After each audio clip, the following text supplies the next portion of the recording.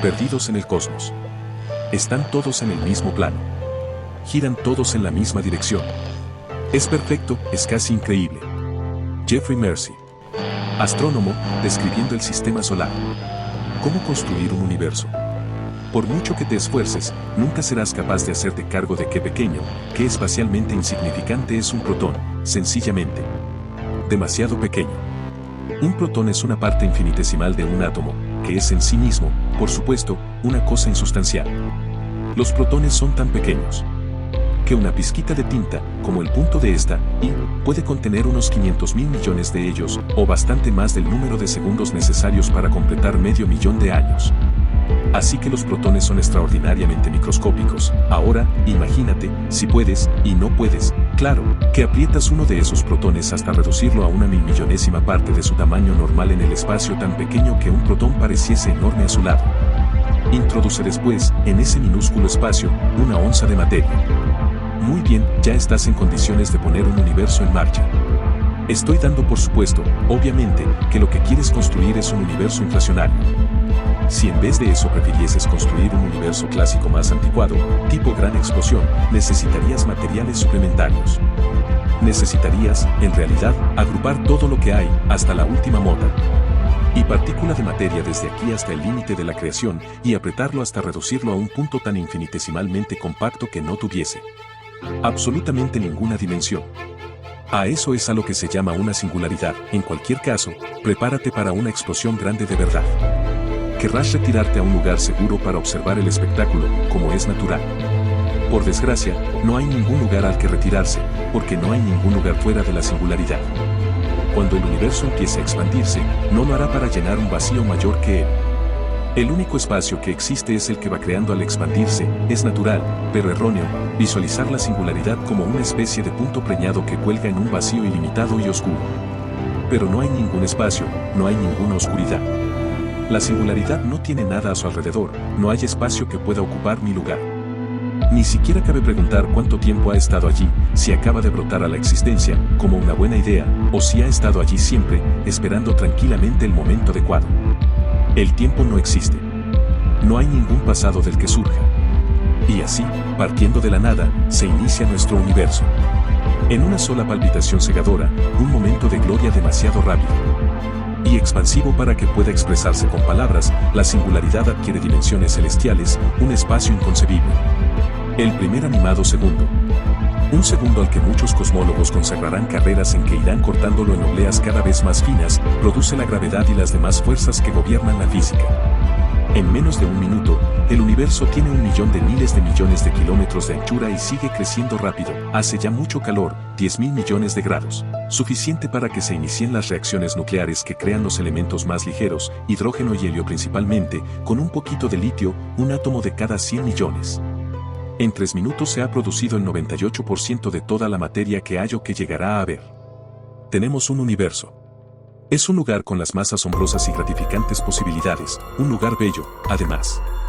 Y se ha hecho todo en lo que se tarda en hacer un bocadillo.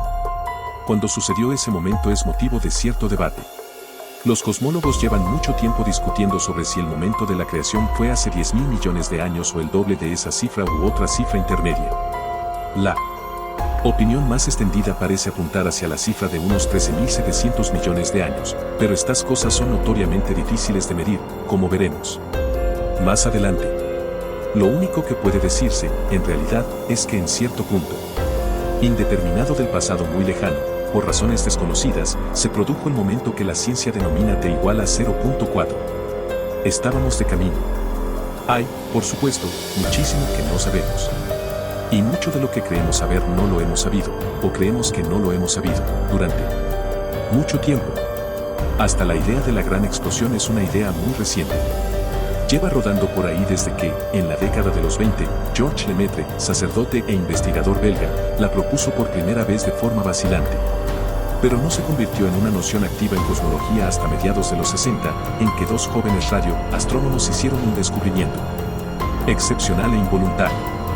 Se llamaban Arno Penzias y Robert Wilson. En 1965, estaban intentando utilizar una gran antena de comunicaciones propiedad de Laboratorios Bell de Ondale, Nueva Jersey.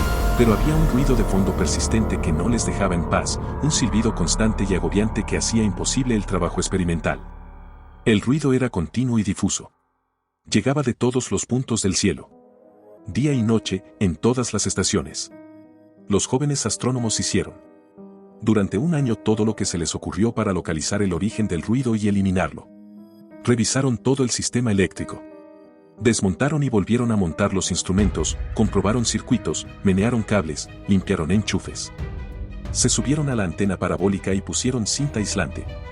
En todas las juntas y en todos los remaches. Volvieron a subirse a la antena con escobillas y útiles de limpieza y la repasaron cuidadosamente para limpiarla de lo que, en un artículo posterior, denominaron material dieléctrico blanco, que es lo que más vulgarmente se conoce como mierda de pájaro.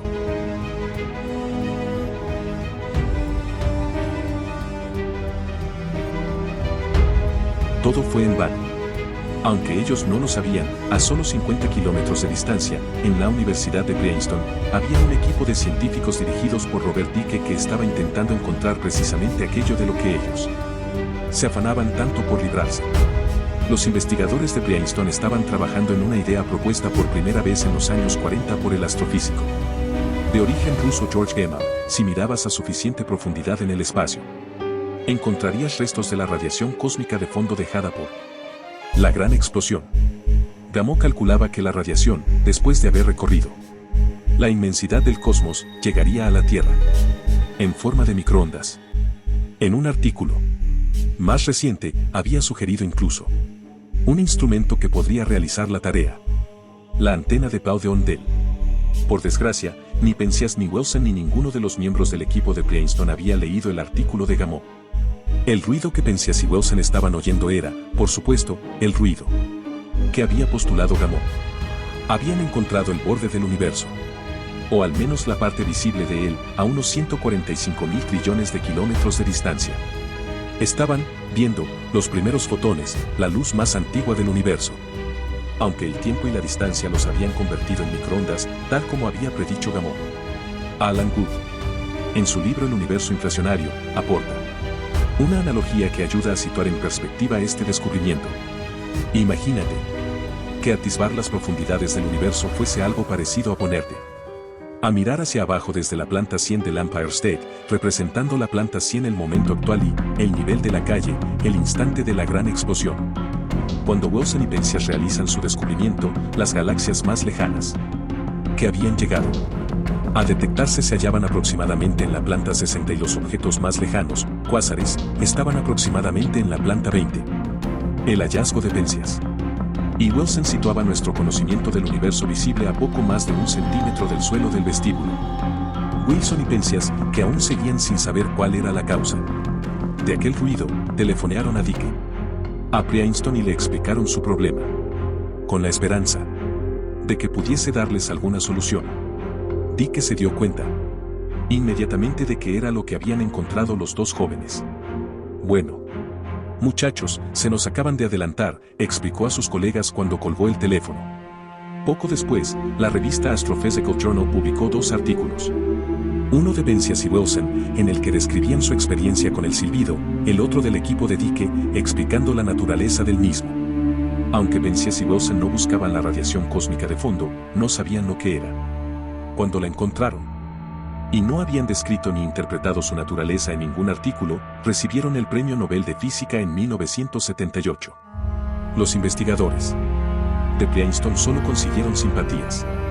Según Dana Sobergi, en Corazones Solitarios, en el cosmos, ni Penzias Anna Wilson entendieron nada de lo que significaba su descubrimiento hasta que leyeron sobre el asunto en el New York Times.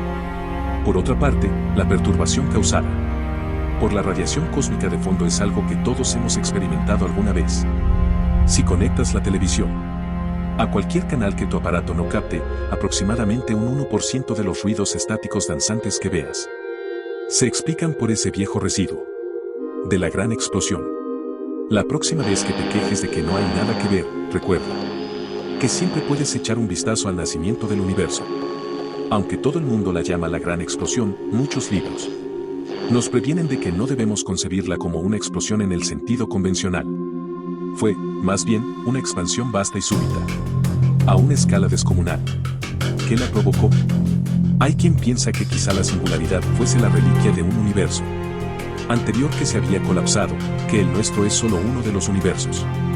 De un eterno ciclo de expansión y colapso, algo parecido a la bolsa de una máquina de oxígeno.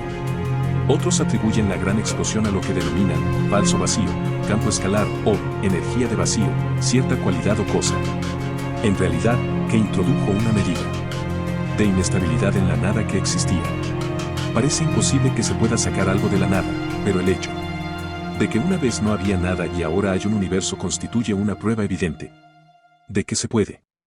Es posible que nuestro universo sea simplemente parte de muchos universos mayores, algunos de diferentes dimensiones, y que estén produciéndose continuamente y en todos los lugares grandes explosiones. También es posible que el espacio y el tiempo tuviesen otras formas completamente distintas antes de la gran explosión, formas demasiado extrañas para que podamos concebirlas, y que la gran explosión represente una especie de fase de transición, en que el universo pasó de una forma que no podemos entender a una forma que casi comprendemos. Estas cuestiones están muy próximas a las cuestiones religiosas, dijo, en el año 2001, al New York Times, el Dr. Andrei Linde, un cosmólogo de Stanford.